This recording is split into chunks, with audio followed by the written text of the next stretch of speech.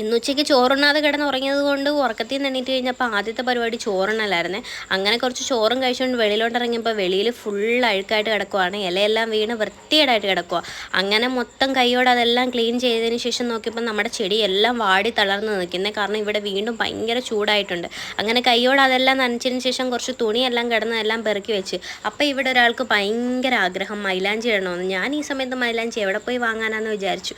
അപ്പോൾ തന്നെ അവൾ അതിനുള്ള സൊല്യൂഷൻ കണ്ടുപിടിച്ചു. അവൾ പറഞ്ഞു അപ്പുറത്ത് മൈലാഞ്ചി മരം നിൽപ്പുണ്ട്, നമുക്ക് അവിടെ പോയി മൈലാഞ്ചി പറിച്ച് അരച്ച് ഇപ്പം തന്നെ ഇടാമെന്ന് പറഞ്ഞു. അങ്ങനെ അവൾ എന്നെയും വിളിച്ചുകൊണ്ട് മൈലാഞ്ചി ഉള്ളിടത്ത് പോയിട്ട് അവിടുന്ന് മൈലാഞ്ചി എല്ലാം പറിക്കുവാണ്. മൈലാഞ്ചി പറിച്ചുകൊണ്ടിരുന്ന സമയത്ത് അതിൻ്റെ തൊട്ടിപ്പുറത്തൊരു കുറ്റിമുല്ല നിറച്ച് മുട്ടൊക്കെ വന്നിട്ട് നല്ല രസമുണ്ട് കാണാൻ തന്നെ. അങ്ങനെ ഞാനും അവളും ചേർന്ന് മൈലാഞ്ചി എല്ലാം പറിച്ച് വീട്ടിൽ കൊണ്ടുവന്നപ്പോൾ അവൾക്ക് ഇപ്പം തന്നെ അരച്ചിടണം.